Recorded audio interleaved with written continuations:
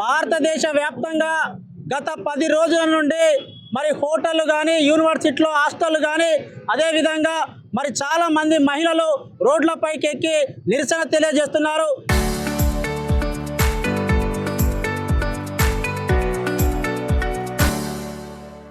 ఎందుకంటే ఈరోజు మహిళలకు కానీ యూనివర్సిటీలో కానీ అదేవిధంగా హోటల్లో గ్యాస్ సిలిండర్లు దొరకనటువంటి పరిస్థితి. ఎల్పిజి గ్యాస్ సిలిండర్లు భారతదేశ వ్యాప్తంగా గత 10 రోజుల నుండి మరి గ్యాస్ సరఫరా తగ్గిపోవడం జరిగింది. అంతేకాకుండా నరేంద్ర మోడీ ప్రభుత్వం మరి ఉన్నటువంటి గ్యాస్ ధరలను ఏకంగా 135 రూపాయలు పెంచడం జరిగింది. దీనికి ప్రధానంగా మరి నరేంద్ర మోడీ నిర్లక్ష్యం, వారు అవలంబిస్తున్నటువంటి ప్రజా వ్యతిరేక విధానాల వల్ల ఈరోజు భారతదేశ ప్రజలు చాలా ఇబ్బందులు ఎదుర్కొంటున్నటువంటి పరిస్థితి. మరి ఇరాన్ పైన అమెరికా, ఇజ్రాయెల్ దేశాలు యుద్ధానికి పాల్పడితే అక్కడ ఉన్నటువంటి ఆ ఇరానీ దేశానికి సంబంధించినటువంటి మాజీ ఆ దేశ అధ్యక్షుడిని మరి ట్రంప్ చంపివేయడం జరిగింది. అంతేకాకుండా ఇరాన్ దేశం పైన అణుబాంబులు వేస్తూ అక్కడ ఉన్నటువంటి ప్రజలను విచ్చలవిడిగా చంపుతున్నటువంటి పరిస్థితి. ఈరోజు అమెరికా సామ్రాజ్యవాద్యం మరి ట్రంప్ ఆ యొక్క అమెరికాకు రెండవసారి దేశ అధ్యక్షుడయ్యాడు. కానీ ఈరోజు ప్రపంచాన్ని ఏలే రాజుగా ఈరోజు ట్రంప్ భావించి ఏదైతే వెనుజులా కానీ అదేవిధంగా ఇరాన్ కానీ ఇతర కెనడా దేశస్తులను అక్కడ ఉన్నటువంటి వాళ్ళంతా కూడా ఆ దేశస్తులకు సంబంధించినటువంటి ఆధిపత్యాన్ని అమెరికా చేతుల్లో తీసుకోవాలని చెప్పేసి యుద్ధాలు ప్రకటిస్తున్నాడు.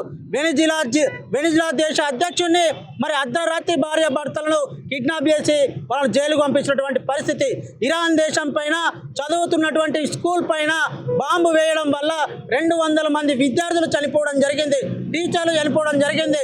19,000 మంది అక్కడ ఉన్నటువంటి ప్రజలు చనిపోయినట్టు మరి వార్తలు రావడం జరుగుతుంది. 1,00,000 మంది దాకా తీవ్ర గాయాలై హాస్పిటల్లో పడుతున్నట్టు వార్తలు వస్తున్నాయి.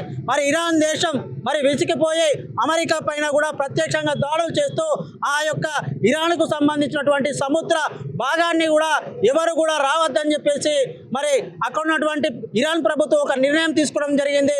దాని ద్వారా మన ఇండియాకు వచ్చేటువంటి సముద్ర మార్గంలో ఉన్నటువంటి నౌకలు 28 నౌకలు అక్కడనే చిక్కుకుపోయినటువంటి పరిస్థితి. మరి ఇతర దేశాల నుండి సుమారు 60% ఎల్పిజి గ్యాస్ సిలిండర్లు మన దేశానికి ఎగుమతి దిగుమతి అవుతాయి. మరి ఇక్కడ సరఫరా నౌకలు రాకపోవడం వల్ల ఇక్కడ భారతదేశ ప్రజలు చాలా ఇబ్బందులు ఎదుర్కొంటున్నారు. మేము నరేంద్ర మోడీని ప్రశ్నిస్తున్నాం, నీకు యుద్ధం జరుగుతుందని తెలుసు, యుద్ధ వాతావరణం కనబడుతుంది, మరి ఎందుకు జాగ్రత్త తీసుకోలేదు? ఈరోజు దేశ ప్రజలు రోడ్డు మీదకి వచ్చేటువంటి పరిస్థితి ఉంది.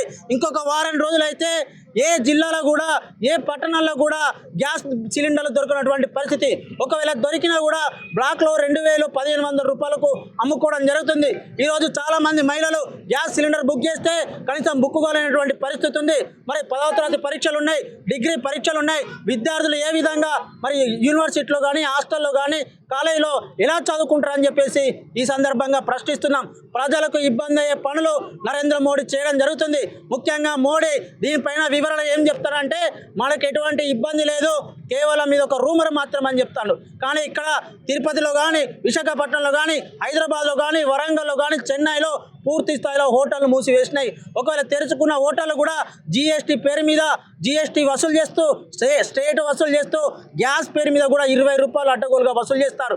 ప్రజలు ఇబ్బందులు పడుతున్నారు.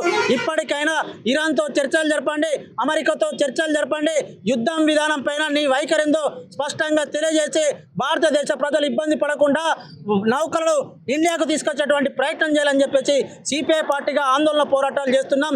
ప్రజలు ఇబ్బంది పడితే కమ్యూనిస్టు పార్టీ ఆధ్వర్యంలో ఇంకా కూడా ఆందోళన పోరాటాలు చేస్తామని ఈ సందర్భంగా మోడీ ప్రభుత్వాన్ని హెచ్చరిస్తున్నాం.